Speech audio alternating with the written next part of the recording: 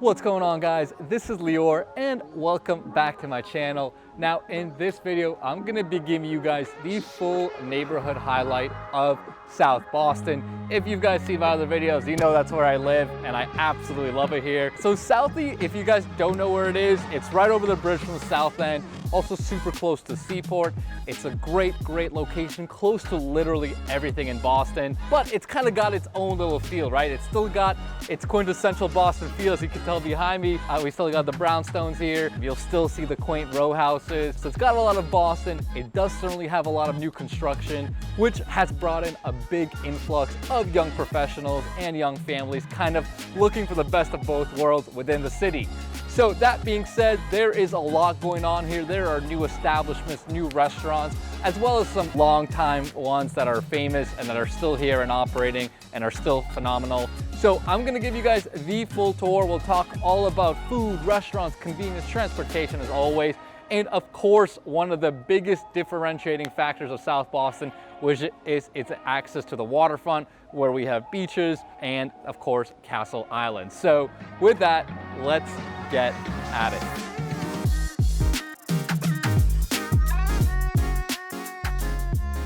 So let's start with food and drink in South Boston. Now, there are a ton of options in Southie that are absolutely fantastic.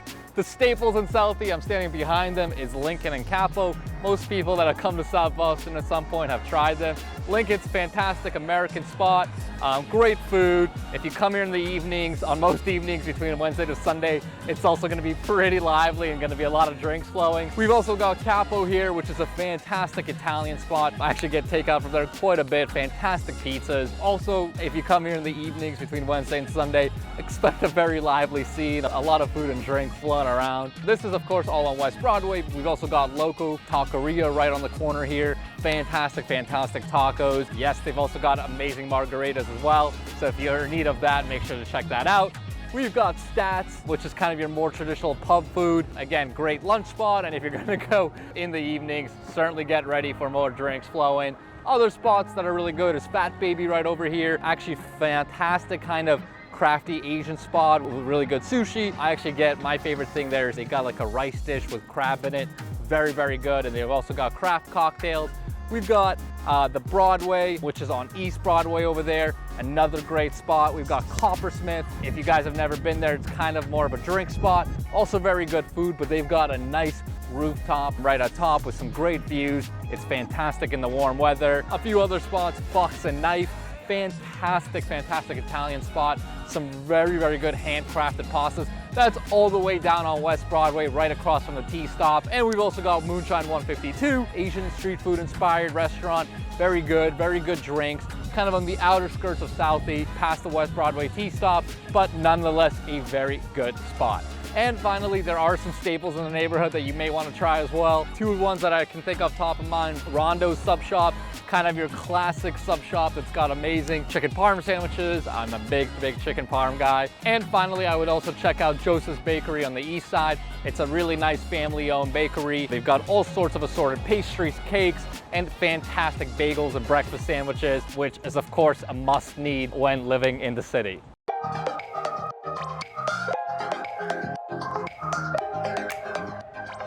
All right, so now that we kind of checked out most of the restaurants and bars, a lot of them, just so you guys know, we're on the west side of South Boston, or by West Broadway. We now hopped over to East Broadway, or the east side. And what's cool about Southie too is those two pockets kind of feel different, right? West Broadway, you see a lot of kind of younger folk, younger professionals. There's a lot of energy going on there.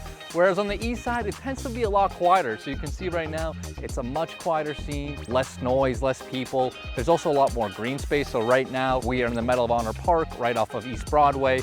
And again, you can kind of just sense it, right? It's a little bit different, more family oriented. We've got a nice little playground right to my right over there in this very large park. There's actually a dog park right behind the playground as well. So it's just a very residential feel within really the middle of the city, right? Because remember, we're still close to the South End, we're still close to Seaport, but you kind of got the super quiet and nice residential feel right in the middle of the city. So on top of some parks around here, what's cool towards the east side is you also have the waterfront, right? And if you remember, that's one of the differentiating factors of Southie, I think. the fact that you have access to the beach. So we've got Carson Beach and M Street Beach. And what's really nice is that means you don't have to drive 30 minutes north or 30 minutes south to get to the nearest beach, right? You literally have it right at your footsteps. If you go there in the summer, especially on the weekends, it does get pretty busy. We all love to get our beach time right in the city. We also have Pleasure Bay and Castle Island. I actually personally take walks almost every single Sunday on Castle Island because it's just so nice. You walk around, kind of get that ocean air right in your face. You can kind of see the planes flying over. So it's just really nice, relaxing. And again, right in the middle of the city, right? We don't have to go anywhere. We're right next to everything. We kind of have these awesome amenities. A few other spots I thought I'd highlight too is we have a large athletic field, Moakley Park. Over there you'll see basketball courts, tennis courts, you have softball, baseball fields. Actually in the spring, summer, and fall, they have a ton of public leagues that you can join. I'm in a volleyball league, a kickball league, and a basketball league.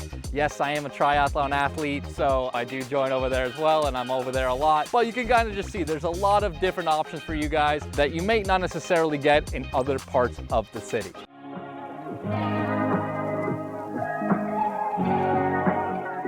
So let's actually now talk about transportation and convenience in Southie. Transportation-wise, Southie, that's one of the really cool things about it. We do have 2 Red Line T stops. We've got the Broadway T stop, which is all the way down on West Broadway, and we have the Andrew Square T stop. Both of those are on the Red Line on the MBTA, so super convenient. You can get right into the city very quickly. We also have plenty of bus lines and super easy access to the highways, both the Mass Pike and 93. So if you're someone like myself that does a lot of work in the car, that's obviously huge. That was actually a huge deciding factor. It's one of the reasons why I really wanted to move to Southie. It's just incredibly convenient. From a shopping and grocery store perspective, we do have a couple of good options as well. We've got the Foodies Market over on West Broadway, kind of like a niche little gourmet store, sort of resembling Trader Joe's. Nice little spot. We do have a Stop and Shop over on East Broadway. If you wanted the real deal Trader Joe's, you can of course hop over right to the Seaport. So we've got one over there. And finally, we do have a Star Market very close by, right on the Dorchester line. Great Star Market with everything that you may need.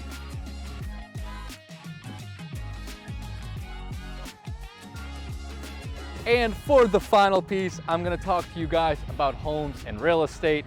Of course, with the background of the ocean, I think that makes it a lot better. So for Southie, in general, when we're talking about homes, typically most condos around here sell around $700 to $800 per square foot. That's kind of your average price point. So, you know, for your average 1,000 square foot condo around here, you're probably looking between $700,000 to $800,000.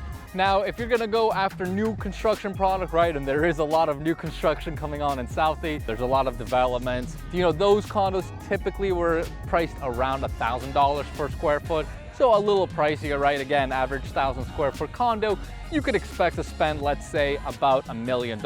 Now, if you're going into those ones, those typically come with things like garage parking. And if you're going into large condo complexes, you'll typically get some cool amenities, sometimes like common roof decks, gyms, etc. So pricing here, it's expensive, but certainly cheaper than other areas right next to it. Both the South End and Seaport are much more expensive.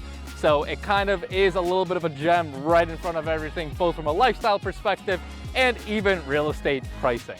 So hopefully that made sense, guys. Hopefully that kind of gave you a feel of South Boston. You kind of got the differences between the west side and the east side. So if you guys have any questions about any of this, make sure you comment below and I will definitely help you out.